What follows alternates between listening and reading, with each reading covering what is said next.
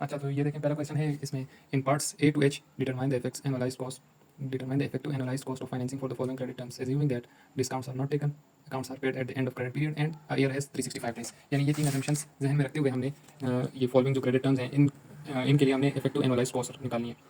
Effective annualised cost तो पहली है जी, डिस्काउंट किसी ने भी नहीं लिया।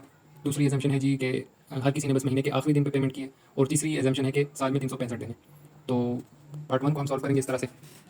इसका फॉर्मूला है सिंपल सा, effective annualised cost is equal to discount percent divide by 100 minus discount percentage multiply by 365 divide by net days minus discount days.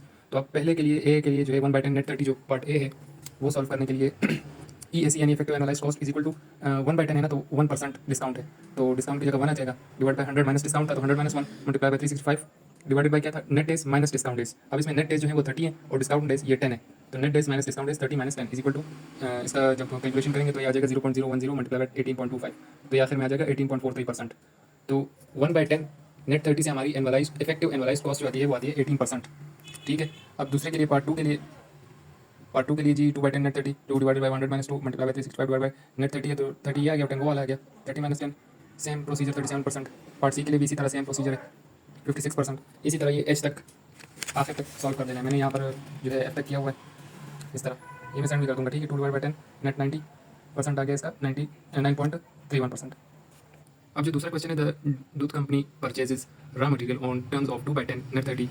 A review of company's records by the owner Mr. Dutt revealed that payments are usually made 15 days after purchases। यानी 2/10 जो है net 30 2/10 net 30 के base पर credit terms पर ये लोग चीज़ें खरीदते हैं, यानी उधार पे लेते हैं, और ये कंपनी 15 दिन बाद पैसे देती है, मतलब ये लोग डिस्काउंट अवेल नहीं करते। When asked by the firm why the firm did not take the advantage of its discount, कि जब हमने इनकी फर्म से पूछा कि आप लोग ये डिस्काउंट क्यों नहीं लेते, तो मिस्टर ब्लंडर जो है वो कहता है कि वो सिर्फ 2% डिस्काउंट है और इधर से बैंक जो है वो 12% बैंक का इंटरेस्ट रेट चल रहा है, तो हमें जो है वो 2% कम लगता है, हमें ये 12% ज़्यादा लगता है, तो इसलिए हम वहाँ पर नहीं जाते। तो अब इसके आंसर्स लिखने के, what mistakes mister blunder is making, what is the real cost of not taking the advantage. यानी ये जो मिस्टर ब्लंडर जो है ये 2% डिस्काउंट जो नहीं ले रहा, ये क्या मिस्टेक बना रहा है, और ये जो रियल कॉस्ट ऑफ डिस्काउंट कितनी है, ये बंदा जो ये डिस्काउंट नहीं ले रहा तो इसको कितनी कॉस्ट पड़ रही है, कितना इसको खर्चा पड़ रहा है, और अगर firm could not borrow from the bank and forced to resort the use of trade credit funds, what suggestion. यानी अगर फर्म बैंक से उधार ना ले सके तो फिर मिस्टर ब्लंडर क्या करे। तो पार्ट ए का आंसर आएगा, पहले हम इसको कैलकुलेट करेंगे कि जी mister blunder what mistake is mister blunder making, mister blunder क्या मिस्टेक कर रहे हैं। तो उसका आंसर कुछ इस तरह आएगा कि सबसे पहले तो हम कैलकुलेट करेंगे उसी फॉर्मूले से, इफेक्टिव इंटरेस्ट रेट की इफेक्टिव एनालाइज्ड कॉस्ट के फॉर्मूले से। तो उसका formula discount divide by 100 minus discount multiply by 365 divide by net days minus discount days, और यहाँ पे टर्म्स लिखी हुई है 2/10 नेट 30। ठीक है। तो 2/10 नेट 30 पे हमने परसेंट निकाला तो हमारे पास आता है 37%। तो mister Blender is making a mistake by not realising that the company could save a lot more money by taking the discount early rather than paying more by missing out on the discount and effectively having a higher cost over the year। मतलब वो बंदा अपने जहन में सोच रहा है कि वो बंदा 12% बचा रहा है, लेकिन इन 12% से बचे के उसमें नतीजे में ये बंदा 37% नुकसान में जा रहा है। तो इस बंदे को ये डिस्काउंट लेना चाहिए, 2/10 वाला डिस्काउंट 2% पैसे तो इसके फिर भी बचेंगे, उधर 2% बच रहे हैं और इधर 37% ज़ाया हो रही है, इतना बड़ा ब्लंडर कर रहा है। अब पार्ट 2 है जी, what is the real cost of not taking. तो रियल कॉस्ट ये हमने ऊपर अभी निकाल ली, वही फार्मूला पुट करके बस 2/10 30 से फार्मूला पुट करके निकाल देना, 37% आ जाएगा। अब सी है जी, अगर फर्म बैंक से उधार ना ले सके और क्रेडिट पे ही इन्होंने चीज़ें खरीदनी, तो ये क्या करे, सजेशन क्या है। तो अगर if the firm could not borrow from the bank and were forced to for trade credit, suggestion that would be made is to pay the suggestion that would be made is to pay the bills within 10 days to get 2% discount। It's like saving a lot more money compared to waiting and paying full price later। बस simple सी बात है कि भाई 2% discount लेना चाहिए, वही बात चल रही है यहाँ पर भी, सजेशन में भी हम यही कहेंगे इसको अगर रटना है तो रट लेना, अगर खुद से बना सकते हो तो खुद से बना लेना।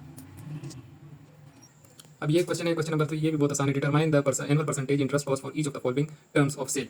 अब ये 4 टर्म्स ऑफ सेल है हमारे पास, तो इसमें हमने पहले इसको अजम्पशन बनानी है और फिर ये सारी सॉल्व करनी है, फिर दूसरे अजम्पशन के मुताबिक सारी सॉल्व करनी है। पहले अजम्पशन के मुताबिक assume that the firm does not take cash discount but pays on final day of the net period.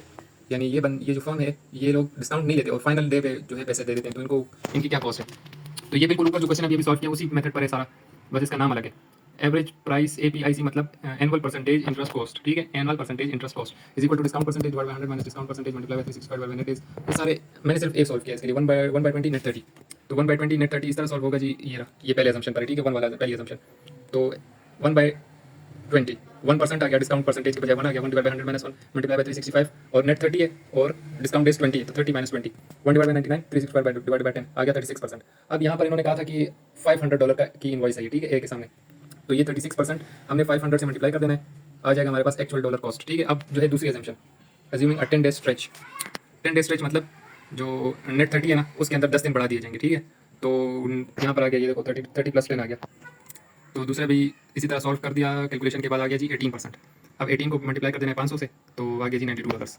अब आते हैं क्वेश्चन 4 की। क्वेश्चन 4 में पूछा जा रहा है कि does the dollar size of invoice affect the percentage annual interest cost of not taking discounts, illustrate with example. यानी ये जो डॉलर का साइज है $500 ऊपर, $1000 नीचे, तो क्या ये परसेंटेज को वो करता है, इफेक्ट करता है या नहीं करता? अब ये हमें देखना है। No, the dollar size of the invoice does not affect the percentage annual interest of not taking discounts.